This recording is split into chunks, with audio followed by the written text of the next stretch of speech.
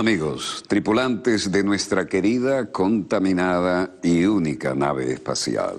La misma que, desde la última vez que nos vimos por estos medios, ha dado otra vuelta sobre su eje imaginario y, por supuesto, sigue generando acontecimientos en pleno desarrollo. Y si no me ven de pie, es que estoy acompañado de un importante invitado, y hoy no lo es ni con mucho importante, es importantísimo, porque vamos a hablar de petróleo en este que por ahora parece ser el último programa de este año, a menos que caiga algún rayo noticioso. Le doy la bienvenida al doctor, profesor Fernando Travieso, economista, magíster en ciencias políticas, constituyente, integrante de la Subcomisión de Petróleo, perteneciente a la Comisión de Economía, coordinador del Observatorio Socialista Petrolero de la Universidad Bolivariana de Venezuela, y todo esto vinculado a la actividad parlamentaria, como es obvio también, ¿no? Bienvenido, compañero. Muchas gracias, Walter, por la invitación, nuevamente. No, es un honor tenerte aquí, no es un lugar común, ¿eh? Aquí los adjetivos no los manejamos con cierta liviandad como se hace en otros programas. Esto no es farándula, esto es política y de la dura, ¿no? Política internacional, así que honor a quien honor merece. Gracias. Te envidio el hecho de que quisiera estar yo también sin corbata, pero aquí estamos, me agarraron así y esta no la iba a dejar pasar. Bueno, entrando en materia. Estamos en una verdadera guerra a escala planetaria otra vez por las fuentes energéticas, ¿no? Y los recursos para algunos se están acabando, para otros, como nosotros tenemos el privilegio de tener muchísimo más, y entonces nos transforma en un banco, lo que militarmente diríamos un blanco rentable, ¿no? ¿A qué nos lleva eso? Sí, es que la guerra contra Venezuela comenzó con el bloqueo de las costas de Cipriano Castro en 1902. Ahí nos llegó la era petrolera. Y nos metieron los mejores buques de guerra que había en esa época, ¿no? La Marina de Guerra británica, la más poderosa del mundo, con la alemana, que competía también por ser la más poderosa. Eran buques a carbón y habían hecho investigaciones para cambiarlos a petróleo, pero no tenían el recurso en sus territorios ni en sus colonias. Entonces vinieron sobre Venezuela, que tenía una compañía exitosa en materia petrolera, la Empresa Nacional Minera Petrolera del Táchira, que desde 1878 entró en funcionamiento y desde el 1 de marzo de 1883 con el Pozo Eureka comenzó a producir. O sea, se sabía ciencia cierta la existencia del petróleo en Venezuela. Entonces, dos archienemigos que se preparaban para la Primera Guerra Mundial, unos años después, se pusieron de acuerdo porque el peso británico y el peso alemán hacían contrapeso al poderío estadounidense, que ya era una potencia regional que con la doctrina Monroe se reservaba a América, es decir, los recursos naturales del continente americano para ellos. Se fue la estrategia y por eso nos bloquearon. Entonces la guerra comenzó con una derrota para ellos gracias a ese presidente, a ese gran general Cipriano Castro, que con una profunda dignidad y un conocimiento de las armas derrotó, y con el manejo de la geopolítica, porque jugó con los intereses estadounidenses.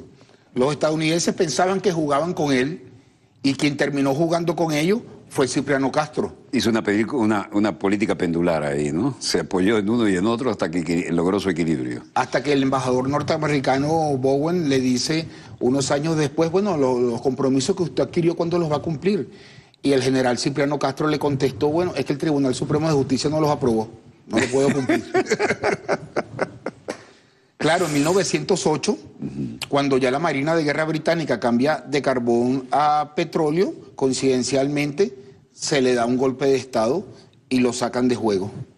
Bueno, para las nuevas generaciones, cambiar de carbón a petróleo en la Marina era como cambiar de aviones a hélices a aviones a reacción, ¿no? Un cambio tecnológico exponencial, ¿no? Ahí comienza la era petrolera, que dura hasta el día de hoy a completa plenitud. No hay sustituto del petróleo, porque es la fuente de mayor calidad. Entonces el excedente, el diferencial entre lo que se emplea para extraerlo, la energía empleada versus la que suministra a la sociedad, las otras fuentes es mucho menor. Entonces, si usted cambia de petróleo a otra fuente primaria, como va a llegar menos energía a la sociedad en relación a la energía invertida, tendría que paralizar fábricas o paralizar transporte, lo que traería una crisis económica muy profunda.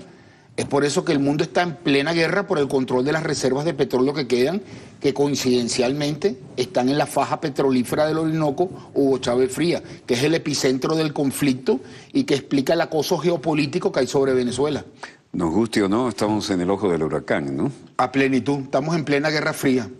Aunque el ojo del huracán es paradojalmente el lugar tranquilo del huracán, pero asomamos la cabeza y nos vuelan el sombrero, ¿no? Sí. Estamos en el epicentro del conflicto porque, como demuestra este informe de PDVSA, que tú lo tienes ahí, la primera página, sí, del comisario de PDVSA. Esto, bueno, el informe del comisario siempre fue un evento, ¿no? Sí. Pero este me parece que es histórico, a ver. Claro, aquí tengo la página de adentro, Walter, donde aparecen las reservas de petróleo que le quedan a las 18 compañías más grandes del mundo. Y en la página siguiente tenemos los niveles de producción. O sea que las petroleras transnacionales privadas, 5, 8 años de seguir la tendencia, se quedan sin reservas de petróleo. Y el imperio... En 5 a 8 años. Hay algunas de 5, otras de 8, otras en 10, de mantenerse la tendencia. Hay otras que están hasta en peor situación aún. Entonces, toda la fuerza geopolítica, porque el orden global, las grandes familias que gobiernan el mundo, su poderío se basa en el control del sector petrolero y eso irradia a los otros sectores, así sea las últimas tecnologías, farmacéuticas. Por ejemplo, sin el transporte de buques a petróleo sería imposible el transporte de las mercancías producidas en China para venderlas en el mercado de los Estados Unidos. No serían rentables. Entonces la globalización, el sistema actual se basa en el suministro petrolero.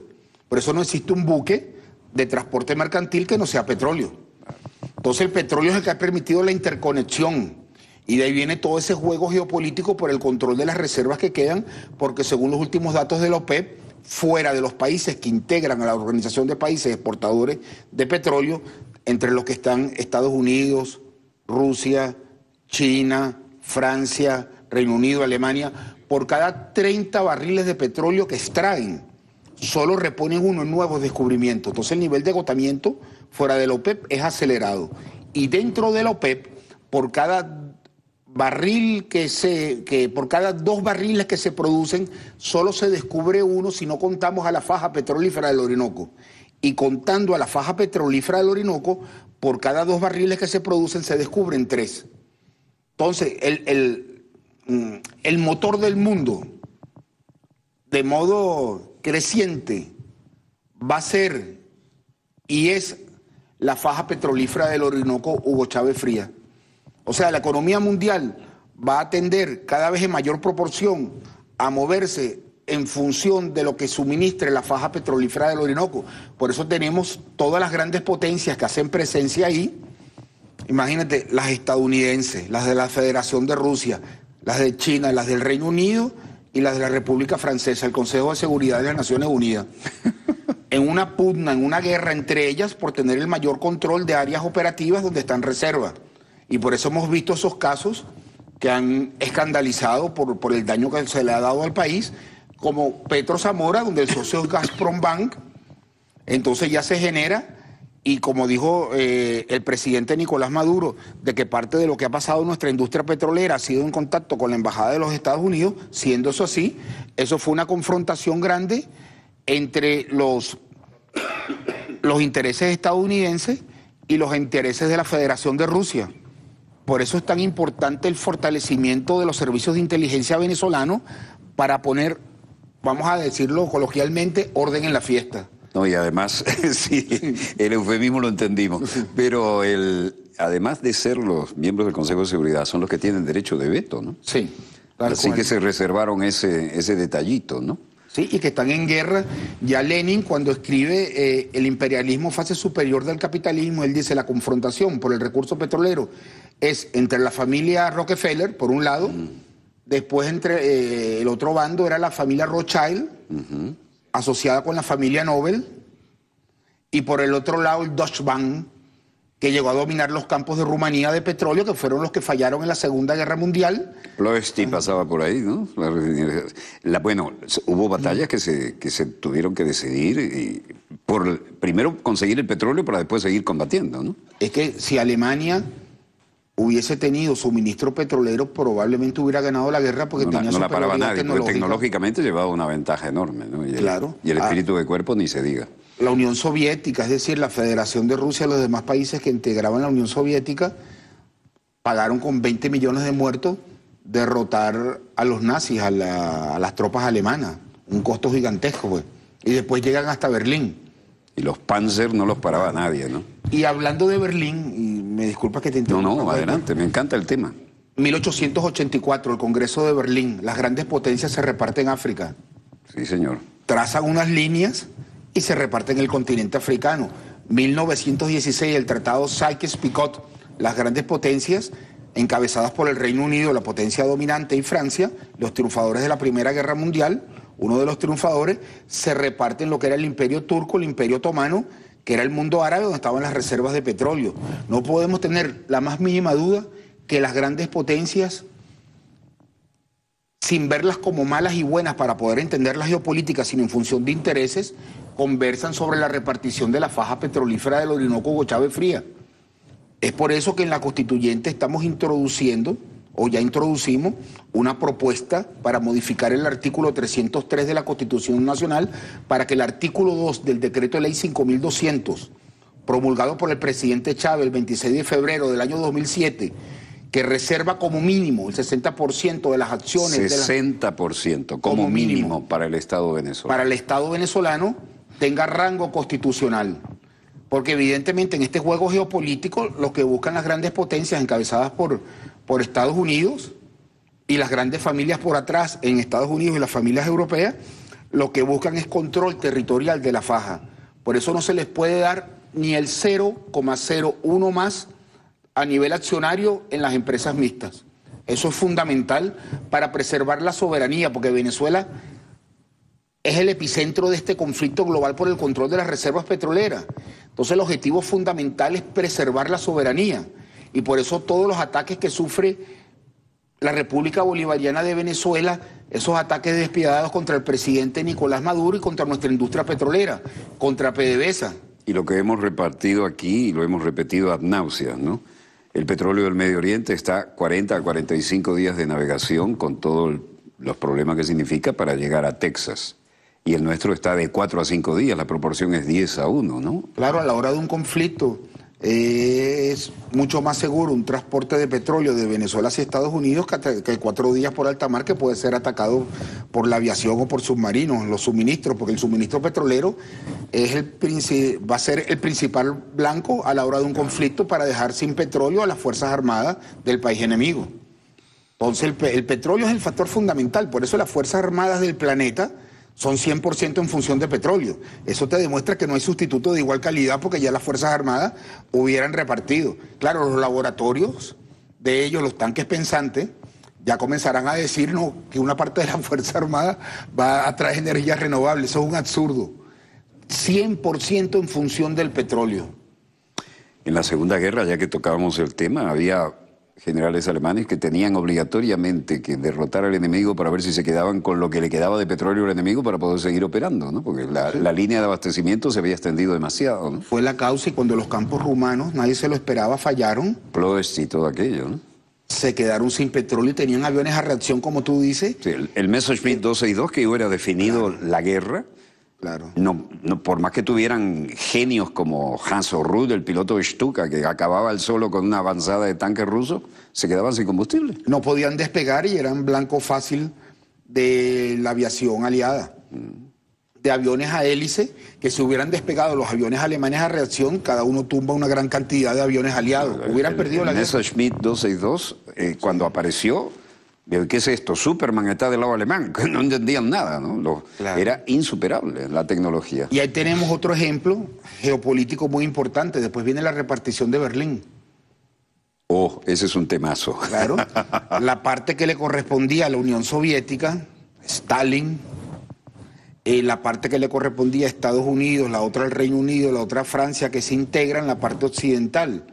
Entonces, la geopolítica nos enseña que las áreas en conflicto son negociadas por las grandes potencias. Es el ABC de la geopolítica. Por eso es tan primordial la preservación de la soberanía como parte del legado innegociable del comandante supremo Hugo Chávez Frías sobre la faja petrolífera del Orinoco. Ese es el epicentro del conflicto. Y lo han manejado con cierta discreción, pero aquí creo que no se ha difundido con la crudeza necesaria, como lo estás haciendo tú, para que las nuevas generaciones entiendan que la faja petrolífera del Orinoco es el botín por el que vienen todas las grandes transnacionales y las grandes potencias, ¿no? Claro, y el gran divulgador fue el comandante Hugo Chávez Frías, que programa tras programa le transmitía a la población la importancia de la faja petrolífera del Orinoco, mientras los laboratorios de inteligencia enemigos tratan de distraernos, ¿no? Que la faja no es tan importante, que el petróleo se va a quedar bajo tierra porque no tiene utilidad. Imagínate, es la fantasía, pues, crear una realidad paralela, como siempre tú dices en tu programa, la realidad paralela, para confundir a la población y, si es posible, hasta los organismos de inteligencia confundirlos, y a la Fuerza Armada para que enfoquen su capacidad defensiva en otras áreas.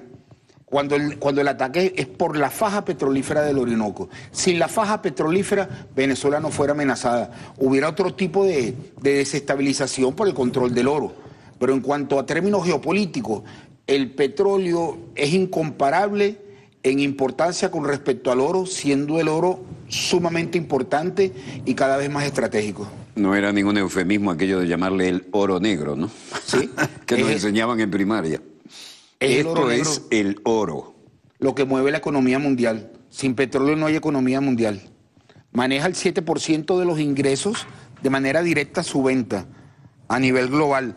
Pero el resto, ese 93% restante, funciona gracias al petróleo. Si no, no hay intercambios posibles en los términos actuales, porque los costos de transporte de un buque que no funcionaría con petróleo imposibilitaría los niveles de comercio y el mundo caería en una crisis. Y eso lo saben las grandes potencias. Lo que pasa que los tanques pensantes tratan de tergiversar la realidad porque vienen por el recurso petrolero.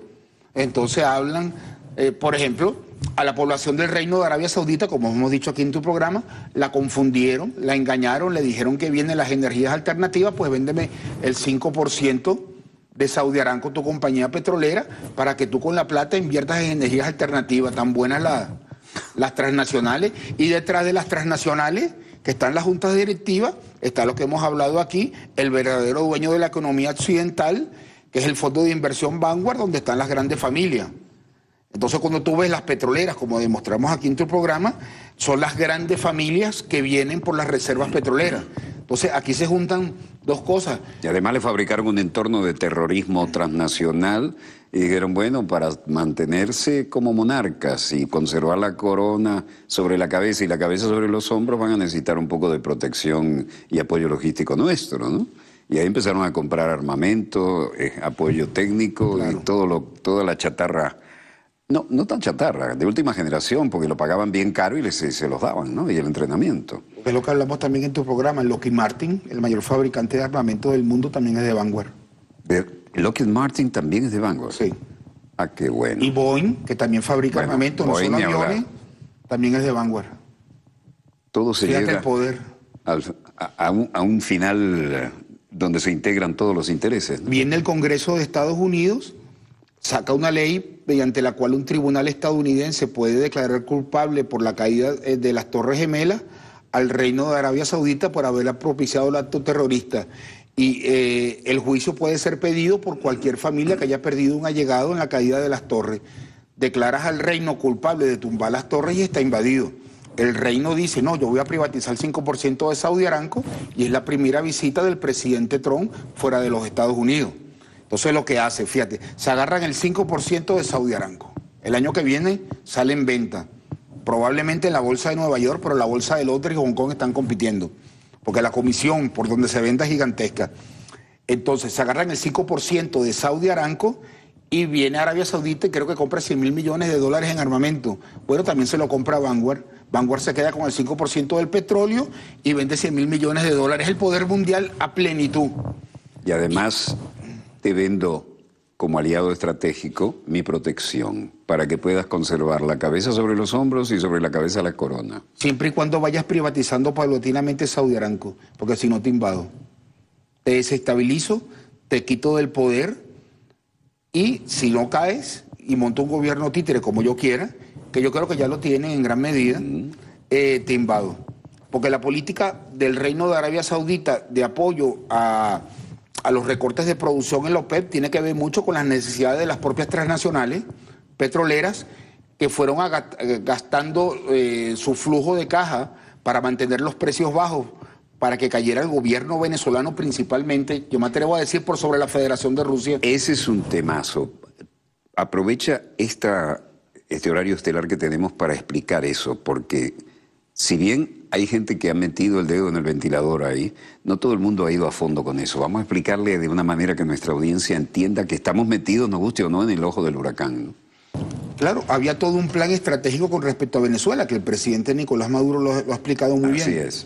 Primero, los tanques pensantes diseñaron los partidos de laboratorio, primero Justicia, Voluntad Popular, que fueron a las guarimbas con una orden de la embajada norteamericana, porque son partidos de laboratorio, con todo lo que sabemos, la cantidad, más de 100 muertos que tuvo el país, partidos de laboratorio, porque fueron creados con un cheque de PDVSA, el original que era la Fundación Primero Justicia, en el año 98 por la meritocracia petrolera. Hay gente que ha pretendido ignorar y olvidar eso, ¿no? Fue un cheque de PDVSA que salió ahí. ¿Y quién gobernaba PDVSA? La meritocracia petrolera. Es decir, los antiguos gerentes de las transnacionales y las personas educadas bajo esa gerencia transnacional que pasaron a dirigir PDVSA, representando los intereses de las transnacionales y tenían todo el cuadro preparado para la reprivatización de la industria, dado el agotamiento de las reservas. Y ya habían ganado miles de millones de dólares con la nacionalización del señor Carlos Andrés Pérez, que en vez de esperar que la ley del general Medina Angarita, promulgada en el año 43, se cumpliera en 1983, es decir, 7 años después, todos los activos hubieran regresado al Estado venezolano sin pagar nada. Gratis hubieran revertido al Estado. Y se lanza a nacionalizar, moviendo una cantidad inimaginable de dólares, ¿no? Claro, tú tenías los partidos de laboratorio tratando de crear la guerra civil diseñada por los tanques pensantes, instituciones pagas por las grandes transnacionales petroleras, y por el otro lado la infiltración, si se puede llamar infiltración, porque siempre han estado ahí, sí, porque ellos dominaban PDVSA, ADE y COPEI nunca tuvieron control sobre la industria petrolera, eso era manejado desde el exterior. Tampoco hubo la voluntad política. No, que no tenían con qué, eran unos partidos títeres del imperialismo norteamericano, pero que ya no le servían, porque en la nueva etapa los partidos de laboratorio, la función es destruir el Estado-Nación, y ADE y COPEI nacieron para preservar el Estado-Nación, de entre otras cosas, para luchar contra la expansión del comunismo que venía de Moscú. Entonces, cuando cambian las reglas, ya ADE y COPEI no son necesarios. Entonces vienen los partidos de laboratorio, fomentan la guerra civil y una vez que son llevados al poder, con la infiltración dentro de PDVSA, donde sometiendo gerentes, cuerpos de inteligencia extranjeros, dañando, vejándolos, violando sus derechos humanos en gran medida, eso hay que decirlo. Funcionó no pocas veces el chantaje, ¿no? El chantaje, todo tipo, las artimañas de la Guerra Fría, imagínate, derrotaron a la Unión Soviética en una época, imagínate lo que hacen en Venezuela, tumban la producción petrolera y entonces el partido de laboratorio en el poder tenía la excusa perfecta para privatizar PDVSA, y al igual que el 30% que se privatizó de Ecopetrol, una mínima empresa comparado con PDVSA, fue comprado por Vanguard. Ya sabemos quién va a comprar quién hubiese comprado las acciones de PDVSA cuando hubieran comenzado a salir a la venta pública en las bolsas de valores. Las grandes familias que dominan el planeta y que ven como su enemigo principal la revolución bolivariana.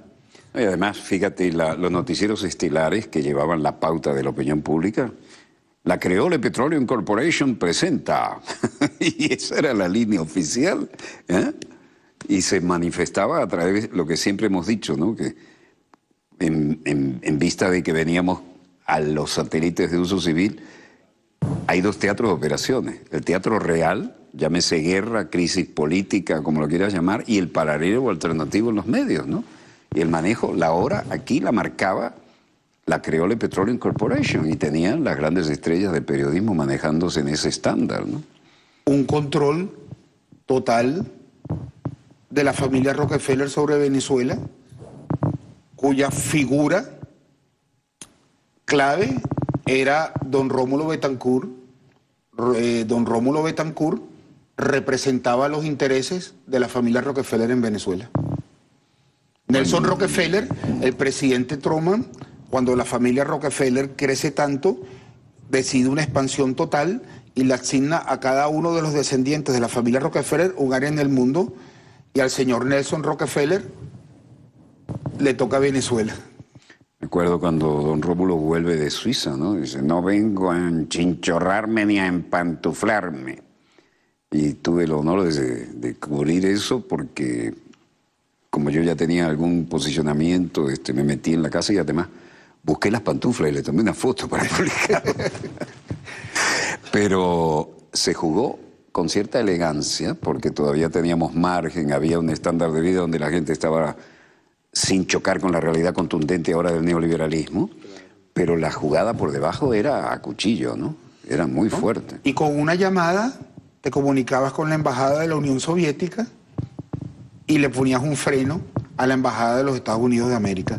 Había la bipolaridad, sí. Un juego que aquí se manejó. Típico de la Guerra Fría, además, ¿no? Pero cuando cae la Unión Soviética, cae a Dey Kopey, porque viene el consenso de Washington, la avalancha. Eso es muy importante. Eso vamos a dejarlo para abrir el segundo bloque porque nos quedan 2 minutos. Redondea eso y después abrimos con el consenso de Washington. La caída de la Unión Soviética trajo la caída de Dey Kopey. Ya no eran útiles en la política que seguían los Estados Unidos de América y por atrás las grandes familias. Eso es un temazo. Vamos a tener que desarrollarlo después de este corte. Breve corte y volvemos con estos históricos acontecimientos en pleno desarrollo. Ya volvemos.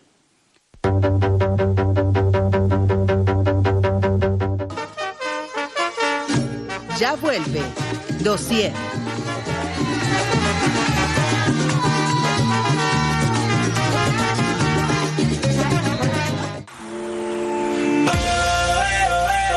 Vamos todos a votar. Las municipales van. Toma nota. Venezuela. Domingos a las 9 de la noche por Venezolana de Televisión. Nicolás Maduro, conductor de Victorias. Con la nueva ley de inversiones extranjeras que está discutiendo y aprobará muy pronto la Asamblea Nacional Constituyente, compañero presidente Evo Morales, se van a crear condiciones nuevas, muy atractivas para la inversión internacional en el campo del petróleo y de gas. Yo invito a todos los inversionistas, a todas las empresas internacionales del mundo a acercarse a nuestro país y a jugar fuerte en sus inversiones de lo que va a ser el futuro del desarrollo petrolero y gasífero. Nicolás Maduro, conductor de Victoria. Este 10 de diciembre elige tu alcalde o alcaldesa. En tu centro busca en las listas el número de tu mesa de votación. Para votar solo necesitas tu cédula de identidad aun cuando esté vencida. La mesa electoral funciona en herradura. Verifica tus datos y tu huella en el sistema de autenticación integrado. En la máquina selecciona la tarjeta de tu candidato o candidata. Tienes un solo voto. Haz tu selección, presiona el recuadro votar en la pantalla y retira el comprobante. Chequéalo, dóblalo y deposítalo en la caja de resguardo. Luego firma y coloca tu huella en el cuaderno de votación. CNE. Voto valiente. La Gran Feria Socialista del Pescado y la Caravana de la Sardina llevan alimento de calidad a todo el pueblo venezolano a precios justos. Un operativo que ayuda al pueblo venezolano comparado contra el mercado especulativo, totalmente un ahorro para el pueblo. Todas las semanas a nivel nacional, el gobierno bolivariano despliega estos operativos, donde podrás adquirir la proteína pesquera de tu gusto. Dile no a la especulación. Con el PSUV triunfamos. Las municipales llegaron. Y con el PSUV triunfamos. Estamos de fiesta electoral. Todas las alcaldías las vamos a ganar. Vota PSUV.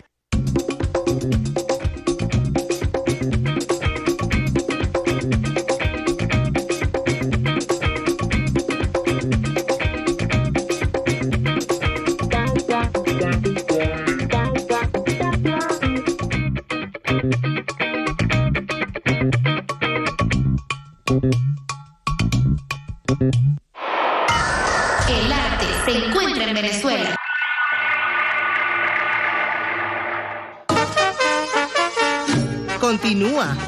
Dossier.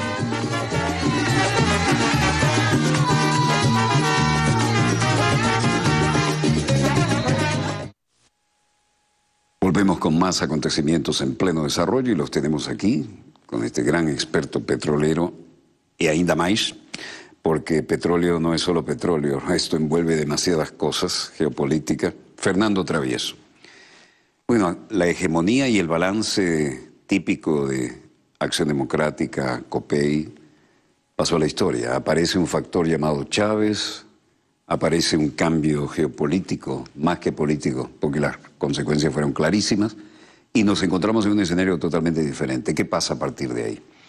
Sí, bueno, viene el consenso de Washington, año 89, 1989, viene el Caracazo, miles de muertos por implantar el modelo neoliberal que propone el consenso de Washington. Que pero por además cierto, lo aplicaron a ultranza y sin anestesia, como diciendo yo tengo el poder de convocatoria y me puedo dar el lujo de hacer esto, no va a pasar nada. Y el país estalló. Y como ya no existía la embajada soviética, los adecos y los copellanos no tenían dónde llamar para buscar un cierto equilibrio y desaparecen porque el pueblo venezolano se da cuenta que su autonomía siempre fue nula.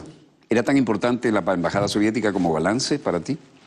Una llamada, te ponías en contacto con los soviéticos y la capacidad de apoyo soviético era descomunal. Además se jugaba muy duro en esa época, ¿no? Se jugaba fuerte. Como se juega ahora. Sí. Pero lo interesante es que el presidente Chávez comienza el proceso revolucionario en plena hegemonía unilateral de los Estados Unidos, sin apoyo de la Federación de Rusia. No había balance internacional. Él solo Una tiene que hacer ese increíble. juego. Un genio de la geopolítica, un gran estadista. Hay que verle la cara. Y un par de argumentos, ¿no? Y un par de argumentos bien sólidos. Y comienza él solo, imagínate, solamente, claro, apoyado por ese también gran genio de la política, el comandante Fidel Castro, bueno, que lo recibió en La Habana, bueno, ya sabemos, personalmente, hay que ver lo que es el ojo de un político verdadero, ¿no? Sí. Entonces, el presidente Chávez comienza un cambio en la estructura política venezolana, en la visión geopolítica. No se hablaba de geopolítica. El neoliberalismo proponía eliminar la historia y la geografía, que son las bases de la geopolítica, de los estudios. No, y hablaban así, ¿no? El fin de la historia. Eran varios titulares que aparecían. Porque el plan de las grandes familias es genial, porque el Fondo Vanguard se crea en 1975. Háblanos del Fondo Vanguard, porque las nuevas generaciones de eso poco saben. Es un fondo mutual, es decir, es un fondo de inversión, fondo hipotecario, fondo de pensiones. Pudiéramos decirlo para verlo claramente, un fondo multilateral en el sentido de que tiene varias vertientes. Aquí tenemos esta enorme masa de dinero y vamos a jugar como nos conviene. Canalizamos. Viene un genio de las inversiones y logra poner de acuerdo, vamos a verlo de esa forma, a las grandes familias, o las grandes familias se buscaron un mediador y dependiendo de los aportes de capital que tenían las grandes familias que dominan el planeta, tienen un porcentaje sobre ese fondo. Entonces ese fondo se crea en el año 75, justo cuando en los años 70 la escuela de Chicago, de la Universidad de Chicago, creada por Rockefeller. Los Chicago Boys que te pusieron de moda. Que por cierto, el financiamiento directo para esos estudios fueron de las transnacionales petroleras, en la universidad creada por Rockefeller. ¿Qué tal? Entonces, en el año 75 nace el Fondo Mutual Vanguard, registrado en la Comisión de Bolsa y Valores de los Estados Unidos, y comienza la tesis totalmente infundada de que el capitalismo se ha renovado. Ya no existen las grandes familias. Ahora los grandes ricos son gente como Bill Gates y ahora como Carlos Slim, un mexicano que lo que tiene es un monopolio de las telecomunicaciones que comparado con las grandes familias es nada, y Bill Gates, que tiene 160 millones de acciones de Microsoft, cuando el Fondo Vanguard tiene 5.000 millones de acciones. Es decir, no te preocupes que los leones se volvieron vegetarianos, ¿no? Exacto, los leones no te van a comer. Exacto. Y entonces le venden al mundo que el capitalismo se renovó, que no hay concentración de capitales.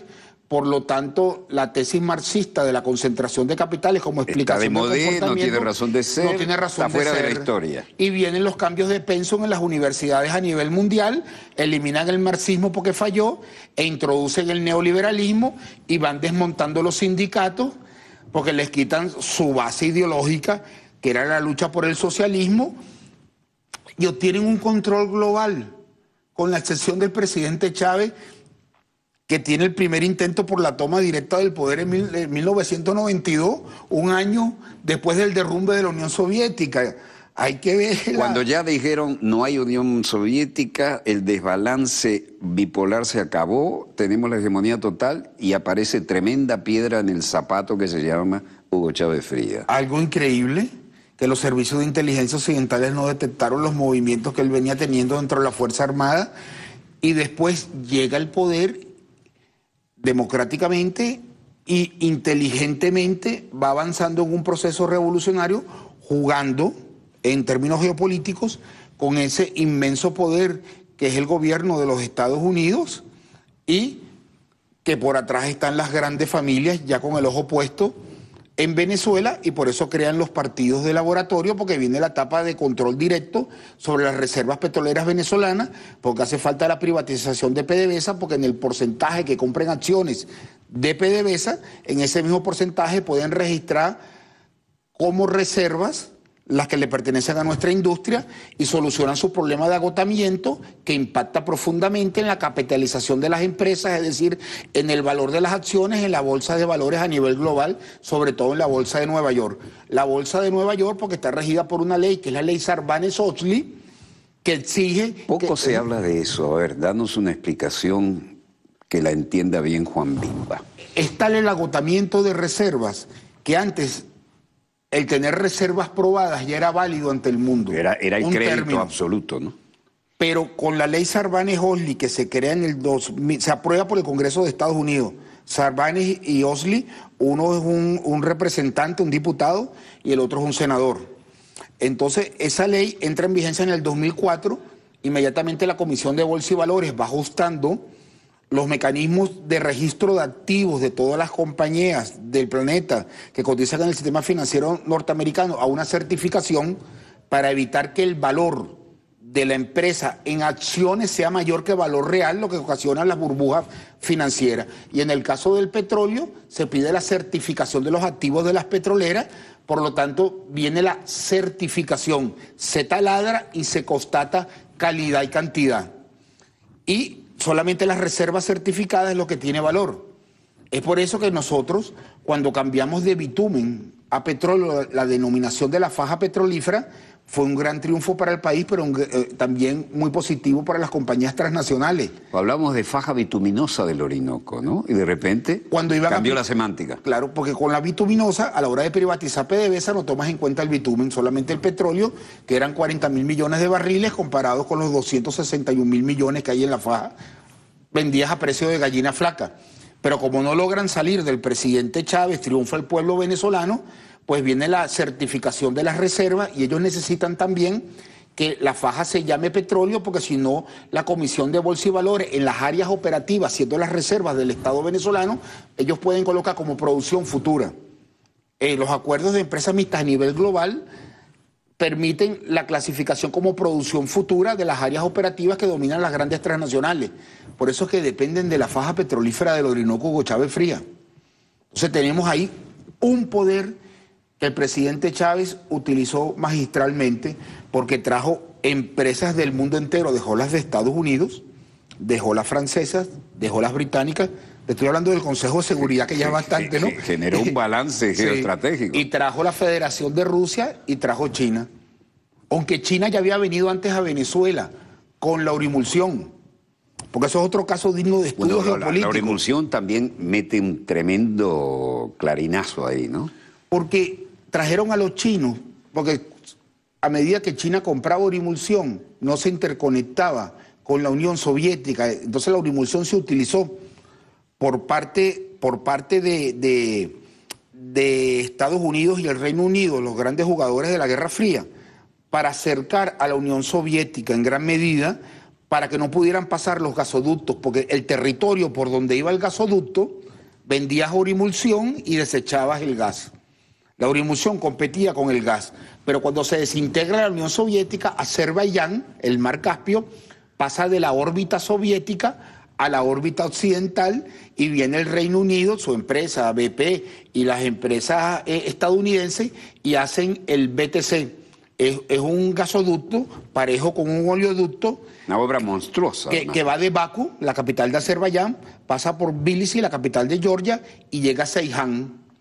Entonces, el gas que se quería bloquear con la urimulsión, ahora la urimulsión era un estorbo. Entonces, el presidente Chávez, que tenía que reanudar la producción después del sabotaje petrolero contra la patria, pues también hubo mecanismos con los cuales yo no estoy de acuerdo y eliminan la urimulsión, y el gran beneficiado es el imperialismo estadounidense y el imperialismo británico y las grandes familias que dominan estas petroleras, pues, porque lograron sacar el gas que antes le pertenecía a la Unión Soviética. O sea, la urimulsión es geopolítica, la faja siempre ha sido geopolítica pura. Entonces, nosotros lo vimos de forma muy simple, como un problema de precio, ¿no? Que la estamos vendiendo por debajo de su precio porque no contabilizamos el petróleo en su verdadero valor. Bueno, lo que había que hacer es renegociar los contratos y subir el precio, pero lo que se hizo fue eliminarse. Entonces eso causó una desmoralización dentro de la industria petrolera inicial. ¿Estamos hablando de qué año, grosso modo? 2004-2005, después del sabotaje petrolero. Entonces ellos han jugado... ¿Cómo lograron el sabotaje petrolero? Bueno, el del año 2002 con las mismas, dominaban todo el personal que había en PDVSA con muy loables excepciones. La tecnocracia. A nivel gerencial, la tecnocracia, la meritocracia, y fueron los trabajadores petroleros junto con el pueblo que los asumieron la producción en los campos. Sí, y hoy en día yo tengo el honor de dar un diplomado con la Federación Unitaria de Trabajadores Petroleros de Venezuela, y ahí hay de todos los niveles de formación, pero todos están estudiando intensamente para ir ocupando cargos gerenciales, que ya hay ejemplos muy dignos. Sí, el ejemplo sobre todo, que tienen que tener una formación de orden geopolítico, porque cuando vengan las presiones que hemos hablado, porque si tú sacas a los gerentes que están ahorita y traes nuevos gerentes, pero la estructura queda igual, las presiones de las grandes potencias van a hacer que esta gente sucumba. Por eso PDVSA necesita no solo una transformación de la gestión directa de los trabajadores, con el nuevo esquema de relación que se está proponiendo, sino también, como hacen las transnacionales de todo el mundo exitosas, una vinculación directa entre la gerencia y los servicios de inteligencia venezolanos, exclusivamente venezolanos, en el manejo de la gerencia. Porque tú pudieras permitir, hablando de geopolítica, Walter, una pequeña y manejable presencia occidental que verifique la seguridad de suministro. Eso es una cosa.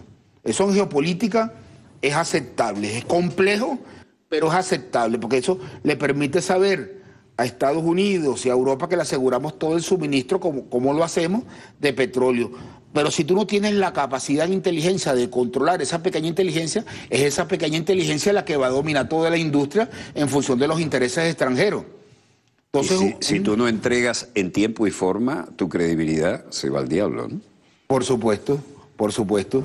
Entonces, bueno, pues ahí viene, hay un relato muy interesante sobre el Irak de Saddam Hussein, cuando Saddam Hussein saca la CIA que había sido creada en el año 47, cuando Estados Unidos pasa a ser un importador neto de petróleo, pero también para verificar el nivel de armamento de la Unión Soviética, porque inteligencia militar norteamericana falsificaba los informes para que hubiera pedidos de armas mayores al complejo militar industrial.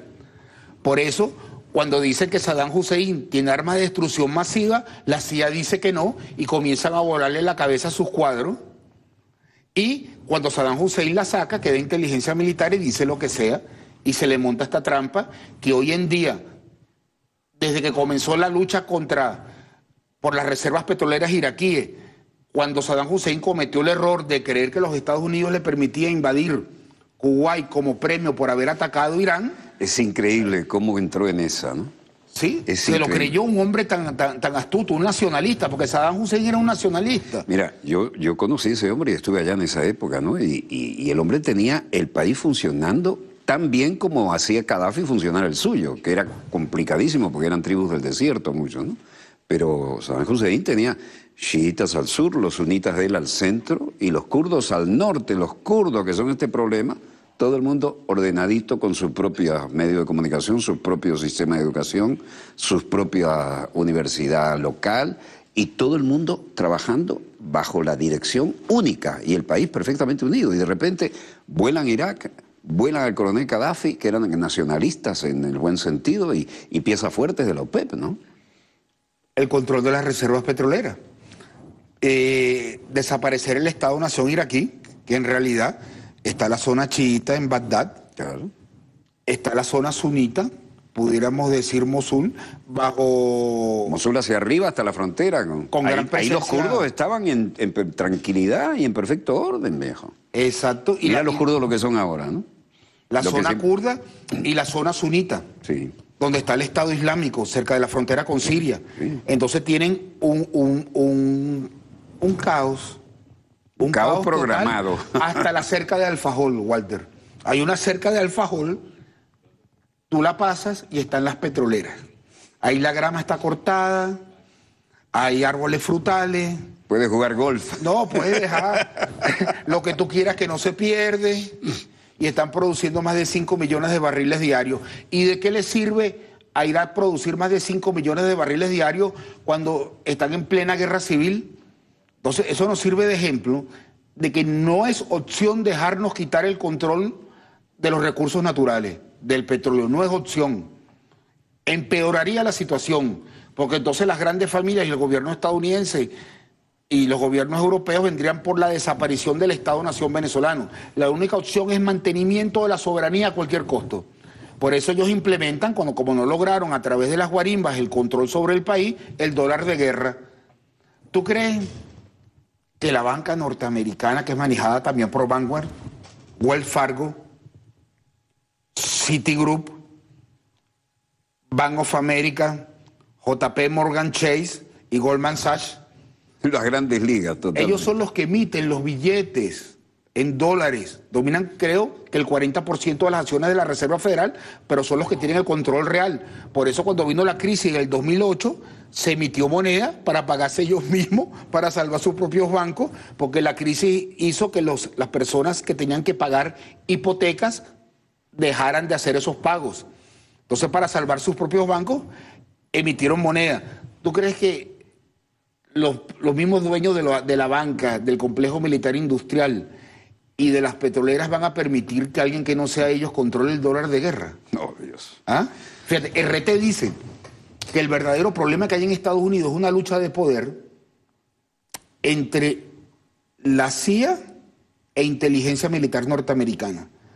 Pero las páginas profundas en esta materia dicen que lo primero que hace el fondo de inversión Vanguard es controlar a la CIA. Entonces, la inteligencia militar norteamericana es la visión del Estado-Nación estadounidense, el imperialismo tradicional. Y la CIA es la visión de las grandes familias. Por eso chocan cuando el presidente Trump quiere implantar los aranceles para proteger la base industrial norteamericana.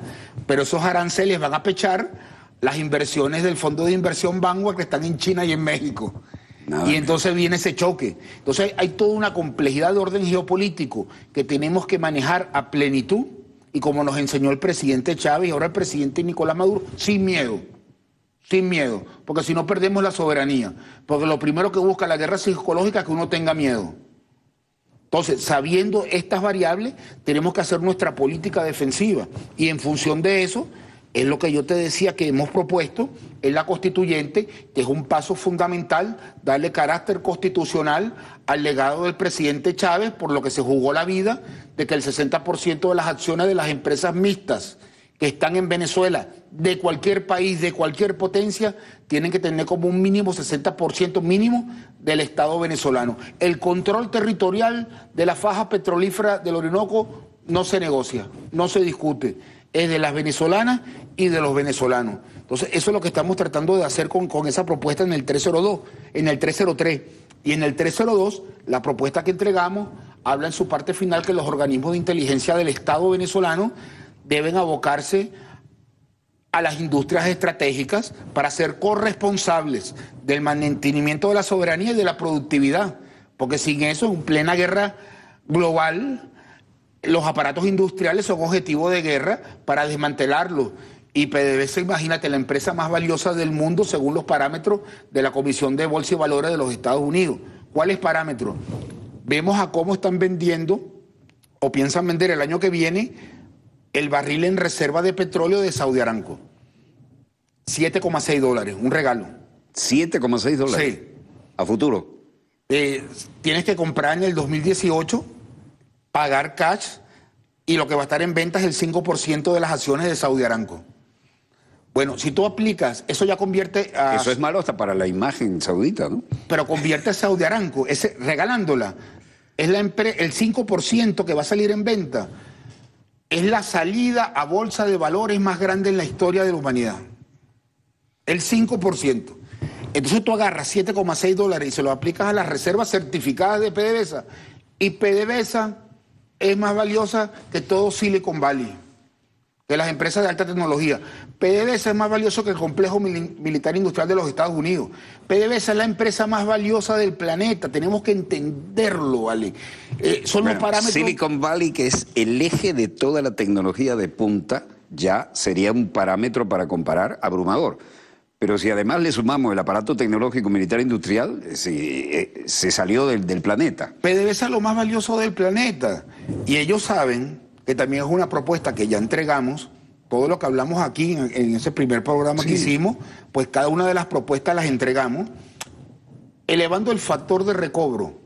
O sea, el porcentaje registrable como reserva certificada de 20% a 40%, en la faja petrolífera del Orinoco, vamos a tener tanto petróleo como Arabia Saudita, Irán e Irak juntos. ¿De qué nos sirve eso? Bueno, ahí cobraríamos... Bueno, estar en el ojo del huracán otra vez. Pero les vamos a cobrar un impuesto. En realidad, técnicamente es una regalía, pero para que se entienda, podemos denominarlo un impuesto. Un impuesto por los nuevos barriles, porque las transnacionales se benefician por la visión de producción a futuro. Valen más. Bueno, un porcentaje de lo que tú ganas me lo tienes que dar a mi Estado venezolano para mi inversión social y yo te voy a cobrar en función del dólar de guerra. Eso está entregado. Tú me subes el dólar de guerra, porque la apreciación que tenemos nosotros, Walter, que hay que enfrentarlos. Y como dijo el presidente Nicolás Maduro, en uno de sus mensajes, nuestra gran fortaleza son las reservas de petróleo. Y el pueblo venezolano, esto es un pueblo de paz, pero guerrero. Esa gente hay que enfrentarla. Tú me atacas con el dólar de guerra, yo te los voy a cobrar, porque tú necesitas las reservas como producción a futuro y yo te voy a cobrar un impuesto por esas reservas que tú necesitas, que son mías, pero que tú colocas como producción a futuro, que es un problema tuyo, pero un porcentaje de lo que tú ganas me va a tocar a mí como Estado y ese porcentaje va a crecer según como tú me coloques el dólar de guerra, porque Vanguard es el dueño de las petroleras y de la banca es el que pone el dólar de guerra. Son las grandes familias.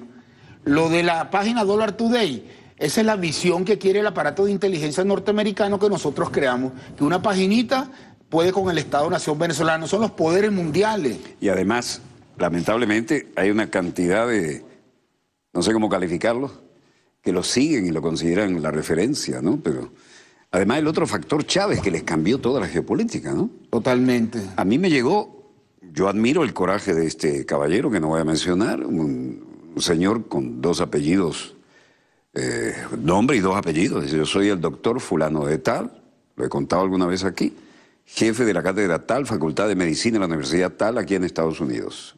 Chávez ya se había declarado en emergencia médica. Dice, lo que tiene Chávez puede haber sido inducido perfectamente con micropartículas radioactivas de alta densidad. Digo, y entonces, cuando te invitaban a almorzar en determinados países que aceptan bases y que se bajan los pantalones, y quién es aquel que aparecía como edecán que le traía la comida, y Chávez decía, ¿y por qué me ponen este tipo ahí? Y el otro decía, mira el edecán que tiene Chávez, le trae la comida, solo atando cabos, ¿no? Claro. Pero lo que me dijo este personaje es un hombre muy conocido en el campo médico y tuvo el coraje cívico de mandarme eso, sabiendo que Internet no es para nada seguro en esto. Yo afirmo que esto que tiene Chávez puede haber sido inducido por micropartículas electrónicas de alta densidad. Y eso genera el cáncer, la radioactividad bien colocada ahí, ¿no? Y justo después Cambia todo. de el decreto 5200 que nacionaliza la faja petrolífera del Orinoco. Ahí tocó los intereses mundiales. Por eso es una cuestión de dignidad nacional colocar eso en el artículo 303. Por eso, y con la anuencia inicial del presidente de la Comisión de Economía, a la hora que votemos ese punto, queremos que sean públicos los votos de cada constituyente. Es que tienen que ser públicos. Tienen que ser públicos. La opinión Y que pública cada exige quien eso. tenga su derecho de explicar por qué no está de acuerdo que lo que le costó la vida al presidente Chávez no esté en la Constitución Nacional. Chávez era insobornable y no había manera de manipularlo. No tenían por dónde entrarle. Había que eliminarlo. Y frente a la muerte no pestañó.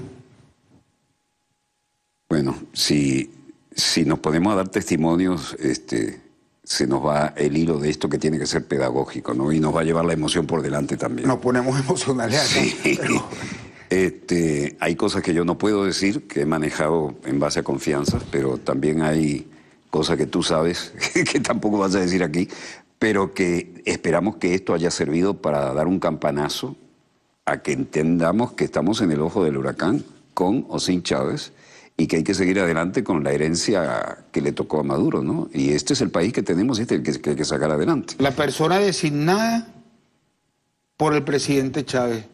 Así es. Él sabía lo que hacía y el presidente Nicolás Maduro lo ha demostrado, una visión de estadista.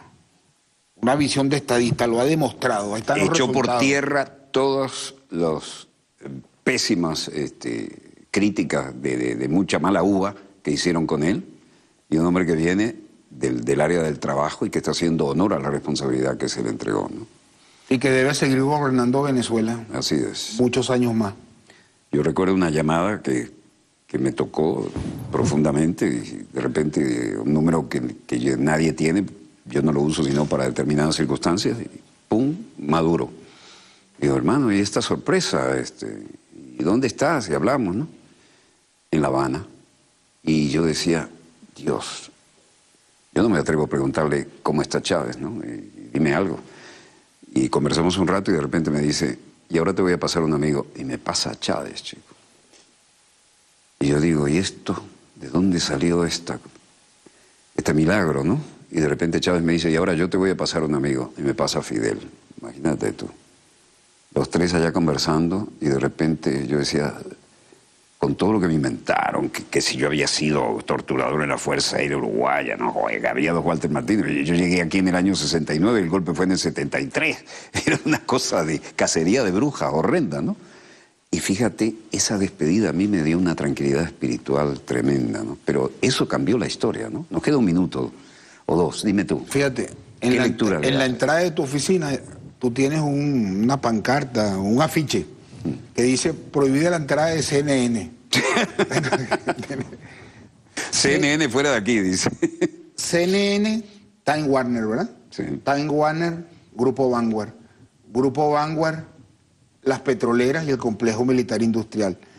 ¿Quién es el enemigo de estas grandes familias? Los Estado-Nación. Y el Estado-Nación que tenga reservas de petróleo hay que desintegrarlo inicialmente.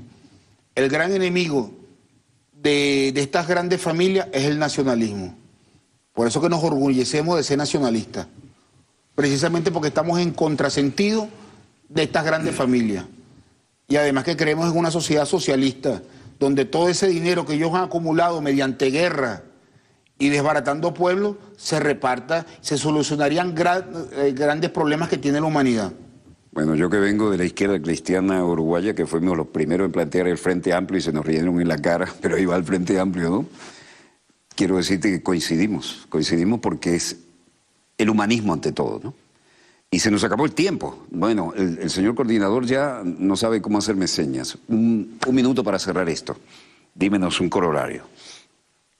Estamos, como tú bien definiste, en el ojo del huracán, en el epicentro de un conflicto global, y tenemos que tener plena confianza en nuestro presidente Nicolás Maduro, en la Fuerza Armada, nuestros servicios de inteligencia y, en mi opinión, el Partido Socialista Unido de Venezuela. Si no tuviéramos la Fuerza Armada que tenemos, esto ya se hubiera ido por el caño. Totalmente. Aquí tenemos unas Fuerzas Armadas que no son ni una casta aparte, ni aristocracia, es el pueblo en uniforme. Y eso no se enorgullece. Es una Fuerza Armada que no te Que además juzga. la única vez que cruzó la frontera fue para darle libertad a 5 naciones, incluyendo las que ahora nos traicionan con bases gringas. Es una Fuerza Armada que no te juzga, ni por tu color de piel, ni por cuánto dinero tienes, ni por tu dónde apellido. vienes. Nada más por tu carácter. Bueno, hermanazo, ahora sí que se terminó el tiempo. Disculpe, señor coordinador, donde quiera que se encuentren. Muchas gracias por permitirnos estar allí con ustedes. Esperamos haber dejado en esto una profunda motivación. Volveremos sobre este tema porque este invitado da para muchísimo más y porque es la realidad en que nos va todo. Así que, desde el estudio 3 de Venezolana de Televisión, finaliza aquí Dossier, el programa decano en todo el hemisferio occidental de la información internacional vía satélite. Les habló Walter Martínez, productor y conductor. Disponga usted de las cámaras, señor director.